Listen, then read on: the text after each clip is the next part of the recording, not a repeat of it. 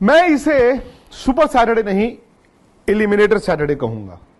Super Saturday तो मतलब होता है ना कि दो बड़े मैच हो। ये दो बड़े मैच हैं, कहां सुबह न्यूजीलैंड और पाकिस्तान और शाम को ऑस्ट्रेलिया और इंग्लैंड, और इन दोनों मैचों पर वर्ल्ड कप टिका हुआ है। लेकिन इसे एलिमिनेटर सैटरडे मैं इसलिए कहूंगा क्योंकि अगर पाकिस्तान ये मैच हार जाता है तो वर्ल्ड कप से तकरीबन बाहर है। तकरीबन क्या, वो पूरी तरह से बाहर है। तो इस लिहाज से एलिमिनेटर सैटरडे है। और मैं बात पाकिस्तान वर्सेस न्यूजीलैंड मैच की कर रहा हूं।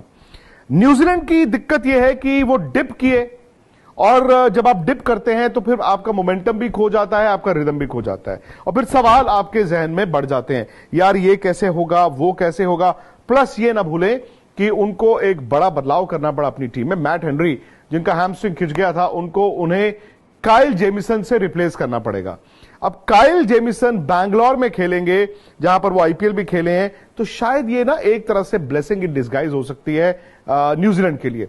उनकी हाइट है, अगर वो गेंद ठीक ठाक डालेंगे, बैंगलोर में पिटाई तो होती है, लेकिन कभी कभी क्या होता है कि वो जो एक्स्ट्रा बाउंस उनका है वो बल्लेबाजों को परेशान कर सकता है। तो ये न्यूजीलैंड की दिक्कत है। केन विलियमसन पता नहीं खेल पाएंगे कि नहीं खेल पाएंगे। तो ये जब आपके इतने खिलाड़ी चोटिल होते हैं, आप फंस जाते हैं। प्लस जैसे मैंने कहा, जब आप हारना शुरू करते हैं, भले ही अपने से बड़ी टीमों से हारते हैं, तो भाई आपके सवाल बढ़ जाते हैं। दूसरी तरफ है पाकिस्तान। अब टेक्निकली पाकिस्तान जो है वो 5 जीत तक जा सकता है, आप भी जानते हैं। वो 3 मैच जीते हैं, लेकिन 3 मैच जीते हैं नेदरलैंड, श्रीलंका और बांग्लादेश से।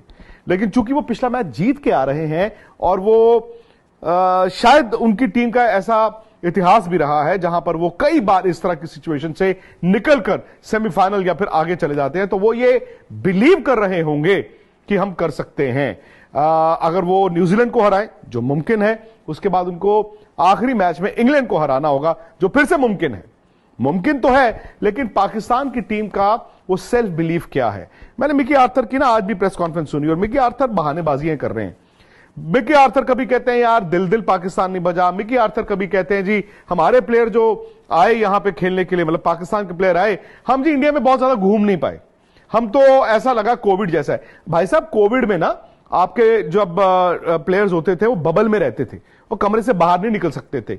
यहां पर तो हम तस्वीरें देखते रहते हैं यार, पाकिस्तान के प्लेयर्स तो कहा है कि हम एंजॉय कर रहे हैं। अब इसका मतलब ये थोड़ी है कि आप वर्ल्ड कप खेलने आए हैं तो जी आपके प्लेयर पार्टियों में जा रहे हैं, या आपके प्लेयर जो है वो महफिलें लूटने जा रहे हैं, ऐसा नहीं होता। तो ये बहानेबाजी जब तक आपके ड्रेसिंग रूम में रहेगी, आप कैसे अच्छा खेलोगे, मुझे आप बताइए। टीम अच्छी वो जो बहानेबाजी नहीं, जो ये माने कि हम गलत खेले थे, और जो ये कहे कि हां जी आज हम खड़े होंगे, आज हम करेंगे। तो सारी की सारी बात आ जाती है कि वो सेल्फ बिलीफ पाकिस्तान का क्या है। अच्छा, पाकिस्तान की दिक्कत यह भी है कि उनका बैटिंग ऑर्डर नहीं चल रहा था। दिक्कत थी कि उनके बीच में स्पिनर्स गेंद नहीं कर रहे थे। फखर जमान के आने से ना अचानक से ये टीम बेहतर दिखती है, क्योंकि अब्दुल्ला शफीक ने तो पहले भी रन बनाए थे। अब हो क्या रहा था कि अब्दुल्ला शफीक जब रन बनाते थे, इमाम वहां से रन रेट गिरा देते थे, फिर किसी को एक रिस्क लेना पड़ता था, फिर बाबर आते थे, बाबर के भी रन नहीं आ रहे थे, तो ये दिक्कत उनको थी। फखर जमान ने एक पारी जो कोलकाता में खेली, वो एक तो देखिए बड़े प्लेयर तो थे ही, लेकिन यह भी हकीकत है कि पिछले कई मैच ऐसे थे जहां पर उनके रन्स नहीं आ रहे थे। सो मच सो कि लोगों ने यह भी कहा कि यार फखर को खिलाते क्यों। भाई नए ओपनर तो अब्दुल्ला शफीक आए ना, फखर और इमाम ही तो ओपन करते थे, तो इन दोनों के रन नहीं आ रहे थे, फखर के खास तौर से। बट वो जो इनिंग उन्होंने खेली, आई थिंक वो पाकिस्तान की एक तो भाई बल्लेबाजी के लिहाज से, और एक मुझे लगता है उनके ड्रेसिंग रूम के लिहाज से, बिकॉज ये तो समझेंगे ना कि यार आपको थोड़ा अग्रेसिव क्रिकेट खेलनी है। भैया बैंगलोर में खेल रहे हो, बैंगलोर में ऐसा बहुत कम होगा कि जी आपने 250 पौने 300 रन बनाए और आप मैच जीत गए। यहां आप भी जानते हैं यार 350 पौने 400 रन चेज भी हो जाते हैं। तो ये at the back of the mind रहेगा। हां, पाकिस्तान यहां पे ऑस्ट्रेलिया से मैच खेला था, तो थोड़ा सा कंडीशन से वाकिफ भी होंगे। प्लस वहां पर रेन फोरकास्ट है। अब रेन फोरकास्ट का क्या होता है ना, जब हम रेन फोरकास्ट देखते हैं, हम देखते हैं उस दिन कितने % चांसेस ऑफ रेन है, वो ना एक्यूरेट नहीं होता। मैंने अगर पढ़ लिया 80% चांसेस ऑफ रेन, तो इसका मतलब ये नहीं है कि 24 घंटे में 80% वक्त जो है बरसात होती रहेगी। इसका मतलब है 80% बरसात होगी। अब वो कितने मिलीमीटर होगी वो नहीं पता, लेकिन वहां के लोकल्स ये बता रहे हैं। हालांकि आज जब न्यूजीलैंड प्रैक्टिस करके जा रहा था तो बरसात हो गई, लेकिन लोकल्स जो हैं वो ये बताते हैं कि बरसात अगर होगी भी तो शाम को होगी। और चूंकि न्यूजीलैंड पाकिस्तान का मैच सुबह 10:30 बजे इंडियन स्टैंडर्ड टाइम पे शुरू होगा, इसका मतलब है कि दिन में शायद मैच ना हो। अच्छा, अब अगर बरसात ना हो, अब सवाल आता है कि बरसात ना हो, बरसात थोड़ी सी हो, थोड़ा सा 2-4 ओवर अगर कम भी हो जाए। एक होता है कि जी बरसात इतनी हुई कि जी ओवर्स घटने शुरू हुए, 30 over, 25 over, 20 over. I think वहां पर पाकिस्तान शायद सेंस करेगा, जितना मैच छोटा होगा पाकिस्तान उतना गेम में आएगा, क्योंकि जब छोटा मैच होता है ना तो न्यूजीलैंड पैनिक कर सकता है, वो पाकिस्तान को मौका दे सकता है।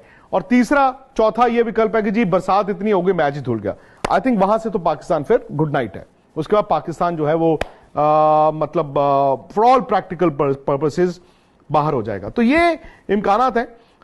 ले दे के बात आ जाती है बाबर पे। फखर जमान ने जो करके दिखाया, क्या बाबर उसको मैच कर सकते हैं? याद कीजिए 2011 का वर्ल्ड कप भारत की टीम जीत रही थी, एमएस धोनी की परफॉर्मेंस नहीं थी, लेकिन जिस दिन इट मैटर्ड यानी कि फाइनल में धोनी ने जाके एन वक्त पर वो इनिंग मैच जिताने वाली खेल दी, वर्ल्ड कप जीत गया इंडिया। तो बाबर के लिए शायद वर्ल्ड कप खत्म नहीं हुआ। अगर उनकी टीम हार जाती है, उनके रन नहीं आते, तो फिर तो वर्ल्ड कप खत्म है। लेकिन यह भी हो सकता है दोस्तों कि जब आपकी टीम अचानक से उठती है तो मैच आपको वही याद रहते हैं जब आप उठना शुरू करते हैं, जब आपके रन आने शुरू होते हैं, जैसे इंजमाम ने 92 में बनाए थे। तो बाबर के लिए भी मौका है। एक तो यह कि जब इस वर्ल्ड कप में वो आए, जिस रेपुटेशन के साथ आए, भाई वो रेपुटेशन के साथ उन्होंने जस्टिस नहीं किया है। देखिए दुनिया 3-3, 2-2, 100 बना के बैठी हुई है और बाबर ने स्ट्रगल किया है। उनके 350 जरूर हैं, पर वो उस तरह से नहीं आए। कैन ही डिलीवर एक कप्तान के तौर पर और एक बल्लेबाज के तौर पर? मुझे लगता है कि बड़ा मैच जीतने के लिए ना बाबर की परफॉर्मेंस बहुत जरूरी है। दूसरी बात, अगर पाकिस्तान की गेंदबाजी की बात करें, उनको मोहम्मद वसीम नाम का अच्छा फास्ट बॉलर मिला है जो स्किडी है। आकिब जावेद की याद, जब वकार और वसीम बॉल डालते थे उनके साथ आकिब जावेद डालते थे। आकिब भी विकेट लेते थे, क्यों? क्योंकि वो स्किडी बॉलर थे, वो टप्पे पे डालते थे। और मोहम्मद वसीम जूनियर ने वो टेम्परामेंट दिखाया है। लेकिन भाई साहब ले दे के पाकिस्तान की दिक्कत यह है, अगर ऊपर से आफरीदी ने और मोहम्मद वसीम ने या जो भी नया बॉल डालेगा विकेटें नहीं ली, अगर ऊपर से उन्होंने 2 या 3 आउट नहीं किए, तो मिडिल ओवर्स में ना पाकिस्तान के पास स्पिनर्स नहीं है, पिटाई बहुत ठीक ठाक होगी। और अगर आपकी एक बार पिटाई होनी शुरू हो जाए बैंगलोर में, तो फिर रुकता नहीं है। पाकिस्तान बैक 10 यानी कि लास्ट 10 ओवरों में अच्छा बॉल डालता है, बट तब तक यह भी देखना होगा ना कि आप कितने रन खा चुके हैं। तो यह मुझे लगता है कि पाकिस्तान के लिए 2 चीजें हैं, एक ये कि बाबर आजम की कप्तानी, बाबर आजम की कप्तान वाली बैटिंग, और दूसरा अगर उनके गेंदबाज नई गेंद के साथ विकेटें ले सकते हैं तो पाकिस्तान गेम में आएगा। न्यूजीलैंड में भी अगर आप सलामी बल्लेबाज देखें, विल यंग और कॉनवे, इन्होंने इतने रन नहीं बनाए हैं, बट अगेन वो टीम बड़ी है। हो सकता है कि न्यूजीलैंड की टीम फाइनल खेल रही हो सकता है न्यूजीलैंड की टीम वर्ल्ड कप जीत जाए। तो यहां से वो भी समझते हैं, कॉनवे भी, कि हो सकता है भाई साहब मेरा वर्ल्ड कप यहीं से शुरू हो। तो ये मुझे लगता है कि आमने सामने है। अगर मुझसे पूछे, मैं न्यूजीलैंड को फेवरेट मानूंगा, स्लाइड फेवरेट मानूंगा, बट चूंकि उनका डिप हो रहा है, वो गलत वक्त पर डिप कर रहे हैं, तो वहां पर पाकिस्तान के पास एक मौका है। बट पाकिस्तान को अपने से बेहतर क्रिकेट खेलनी होगी। यह नहीं कि वो जिस तरह की क्रिकेट खेल रहे हैं, बल्कि जो उनका पोटेंशियल भी मुझे दिखा है, उससे बेहतर क्रिकेट खेल के ही वो न्यूजीलैंड को हरा सकते हैं। तो न्यूजीलैंड उनको मौका देता है। प्लेयर्स इंजर्ड है, प्लेयर्स चोटिल हैं, तो कप्तान न्यूजीलैंड के जो है वो उनके पास लिमिटेशंस हो जाती हैं। वो अगर पाकिस्तान एक्सप्लॉइट कर पाए और ये वो पाकिस्तान दिखे आज से 15 साल पुराना खूंखार पाकिस्तान, तो भाई वो वर्ल्ड कप में जिंदा रहेंगे।